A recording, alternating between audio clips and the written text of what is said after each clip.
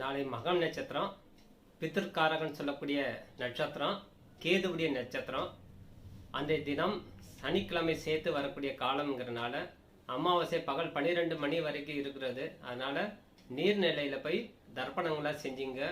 உங்க முன்னோர்கள் ஆத்மா சாந்திக்கு உண்டான பரிகார ஹோமங்கள், பரிகார பூஜைகள் செய்து கொள்ளும் போது அந்த நீர்நிலையின் மூலமா கடல், ஆறு, நதி, குளம் சார்ந்த இடத்துல போய் நீங்க தர்ப்பணம் கொடுக்கும்போது உங்க முன்னோர்களுடைய ஆசீர்வாதம் உங்களுக்கு கிடைக்கும்.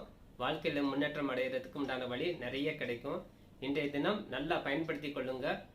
ஏன்னா இந்த அமாவாசை, அஷ்டமி சேர்ந்து வர்றது, மக நட்சத்திரம் சேர்ந்து வர்றது, இதெல்லாம் சிறப்பு. அதுவும் சனிக்கிழமை சேர்ந்து வர்றது இன்னும் சிறப்பு. பரிகாரம் தான் சனிக்கிழமை சொல்லுவாங்க.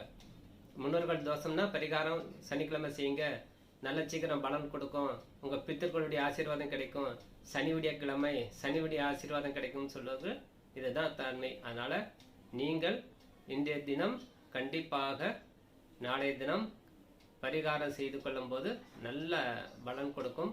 குடும்பம் சேமமா இருக்க வாழ்த்துக்கள். நன்றி, வணக்கம்.